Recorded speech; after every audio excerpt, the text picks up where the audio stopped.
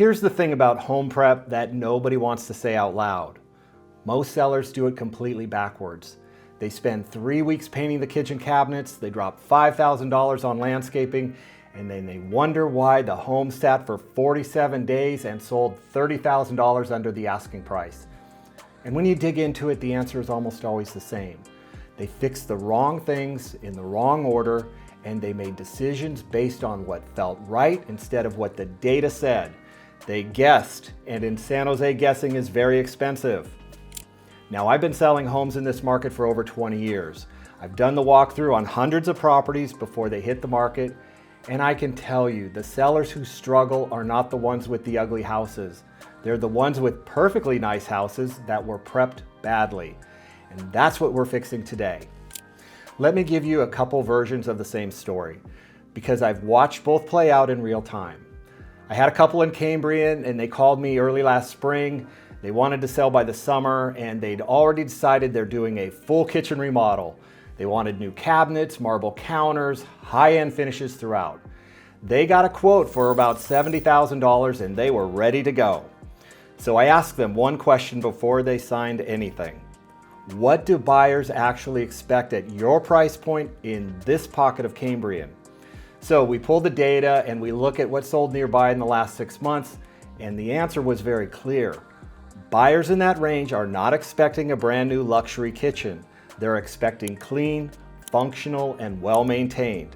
A $70,000 remodel at that price point, best case they would break even on it, and I'll be real with you, breaking even on a renovation is not the goal. The goal is always a return that beats whatever you put into it.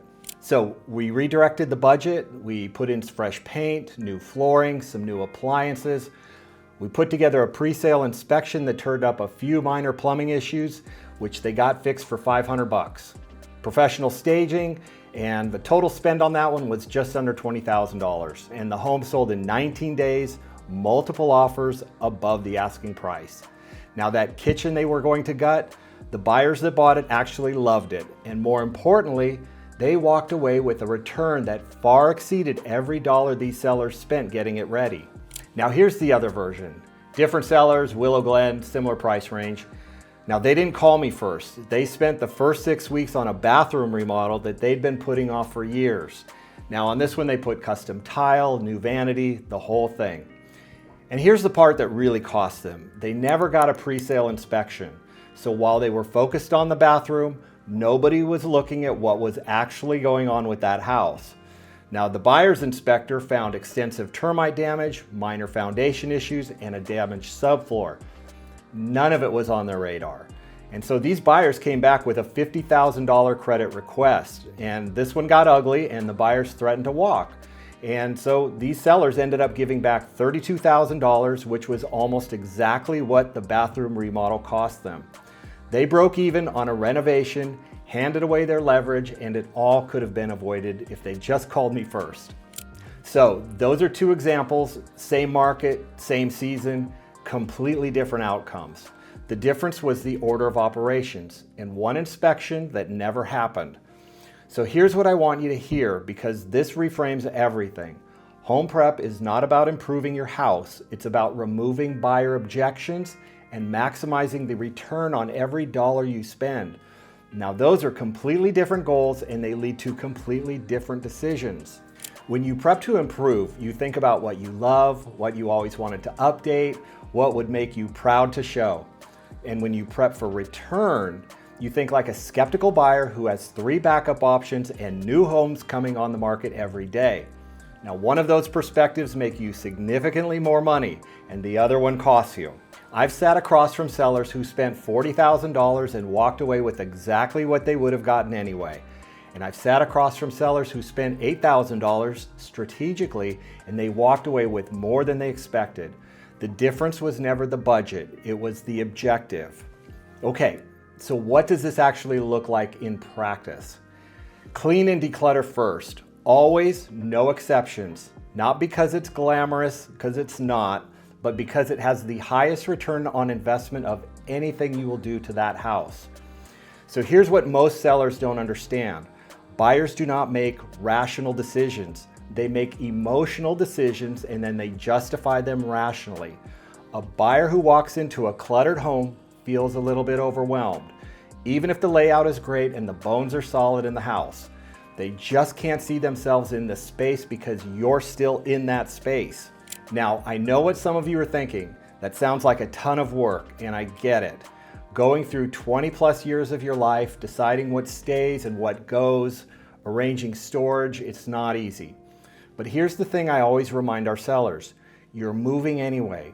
The stuff has to go somewhere. We're just moving the timeline up a little so your home shows the way it deserves to. So I had a seller in West San Jose, and she'd lived in that home for over 30 years.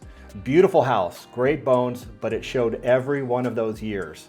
We brought in our stager, and the first thing she did was schedule a pod, and then another one. 2 full pods of furniture and personal items went into storage before a single photo was taken. Same square footage, same home, and it looked 30% larger. The photos and video came back, and when the seller saw them, she laughed and she said she didn't want to move anymore. But in all seriousness, she thanked us because she finally saw what buyers were going to see. And that home sold with multiple offers. Now this costs relatively little compared to what it returns. A pod runs anywhere from $250 to $400 a month in the Bay Area. So even with 2 of them for a month or 2, you're talking maybe $1,000, maybe a little more. A deep clean is $500 to $1,000 depending on the size of your house and how dirty it is. So you're spending $2,000 to $3,000 to create conditions where buyers fall in love in the first 30 seconds. And that's one of the highest return moves you can make. So let's talk about smell. I want you to understand that odor is a deal killer that photos can't fix. And it hits buyers the second they walk through the front door, before they see a single room, before they notice the new floors or your nice staging. If the house smells, that's their first impression. And first impressions in real estate are almost always impossible to undo. Now, obviously, the 2 I run into most are pet odors and smoke. And here's what I need you to hear. You cannot Febreze your way out of this. Now, I know that sounds harsh, but I've watched agents and sellers try it and it never works. Buyers can tell the difference between a house that smells clean and a house that smells like something is being covered up. And honestly, the cover-up smell is sometimes worse than the original. Now this brings us to pet odors, especially if you've had dogs or cats for years. It gets into the carpet, into the padding underneath, into the drywall, and a good cleaning will help, but in a lot of cases that carpet needs to come out entirely. And that's actually fine because you're probably replacing it anyway as part of your home prep. Just make sure whoever you hire knows what they're dealing with. A fresh coat of paint on the walls makes a difference too, because odors absorb onto surfaces over time. And this brings us to smoke. Smoke is a whole different level. If anyone has smoked in that home, cigarettes, cigars, anything, it is in the walls, the ceilings, and the HVAC system. And paint alone won't just cover it up and seal it. You might need a professional deodorizing service that knows how to treat the surfaces properly before anything goes on top of them. Now, it's not cheap, but it's a fraction of what a price reduction costs, so if the buyers walk in and immediately start negotiating down. You've probably gone nose blind to your own home. You genuinely cannot smell what a buyer is going to smell. So before the photographer shows up, before anything gets staged, ask your agent to walk through and give you their honest feedback. And when the stager comes in, ask them too. The right people are going to tell you what you need to hear, not what you want to hear. That's the job. The next thing, and this is such an important tool in a seller's toolkit here in Northern California, get a pre-sale inspection before you list your home. You just heard what happens earlier when sellers skip it. The buyer is going to hire an inspector regardless, and that inspector is going to spend 2 to 3 hours going through your house with a flashlight and a ladder, and they're looking for everything that's wrong. Whatever they find, your buyer is going to use as leverage. They're going to want repairs, credits, or renegotiation, and this will happen right in the middle of your escrow when you're under contract, emotionally invested, and playing defense. A pre-sale inspection puts you back in control. You find out what's there before they do. You get to decide, do I fix this or do I disclose it and price it in? Do I get a second opinion? You control the information, you control the narrative, and when you control the narrative, you protect your number. And here's something specific to us here in Northern California that a lot of sellers don't realize. Buyers in this market have been conditioned to expect pre-sale inspections as part of the seller disclosure package. It's just how things work here. When a buyer's agent pulls up your listing and there are no inspections attached, that raises their eyebrows. And I've seen lots of buyers pass on a home entirely, not because anything was wrong with it, but because the missing inspections made them uncomfortable. They didn't know what was being hidden, and in a market where buyers have options, uncertainty is enough to make them move on quickly. So it's not just about protecting yourself in escrow, it's about showing up to market the way serious sellers show up. Inspections up front tell buyers you're organized, you're transparent, and you've got nothing to hide. And that always builds confidence, and confident buyers make stronger offers. I would say budget at least $800 to $1,200 for a home inspection and a termite inspection combined, and schedule them about 30 days before your target list date. That's enough time to actually deal with whatever you find. And depending on the size of the house, it could run a little more, but either way, it's one of the best investments you'll make in this whole process. And if we haven't met yet, my name is Kip, and I've been a licensed broker for over 20 years here in Silicon Valley. And besides being a top producer, I've sat on our ethics committee here for over a decade, and I've also managed and grown an office for the #1 brokerage in the country, and I've overseen billions of dollars in sales. And what I love more than anything is helping buyers and sellers here in Silicon Valley. Now the last piece, and this is where most sellers go wrong. I'd like you to be honest about which updates actually pay off. The question is never, would this make my house nicer? The question is, what does a buyer expect at this price point, in this neighborhood, right now, in this market? And what's going to give me the strongest return on whatever I spend? If your update clears that bar, great. And if you're spending beyond what the market expects, you're not investing in your sale, you're just spending money. So in our areas like Cambrian and Willow Glen, buyers are coming in super informed. They've seen a lot of houses. Fresh paint and new flooring in our market are normal. Their absence hurts you, but their presence alone doesn't make you stand out. What drives competition is a home that feels move-in ready. It shows clean and has no question marks. Competition is what pushes your number up. That's the target.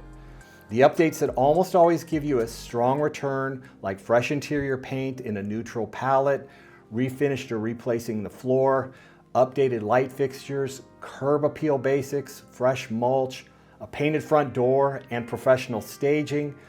High visibility, high return on every dollar. The updates that rarely give you a return that beats what you spent, full luxury kitchen remodels, room additions, pool installations, anything that pulls permits and stretches your timeline. Now they have their place, but only under very specific conditions where buyers are genuinely expecting that level of finish at this price point. So before you spend a dollar, sit down with your agent and have a specific return on investment conversation. What sold near you in the last 90 days? What condition were those homes in? What did they get? That's your benchmark. Now the goal isn't to break even on your prep. The goal is to walk away with significantly more than you put in. Anything short of that and you're working against yourself. Now that conversation, the one before any work starts, is the most important one you're going to have. More important than the staging consult, more important than the listing appointment. That's where you protect your equity. So if you're thinking about selling in Cambrian, Willow Glen, or anywhere in San Jose, and you want to talk through what your home actually needs before it goes to market, please just reach out. Our link is in the description. No pitch, no pressure, just a real conversation. Thanks for watching, and I'll see you in the next video.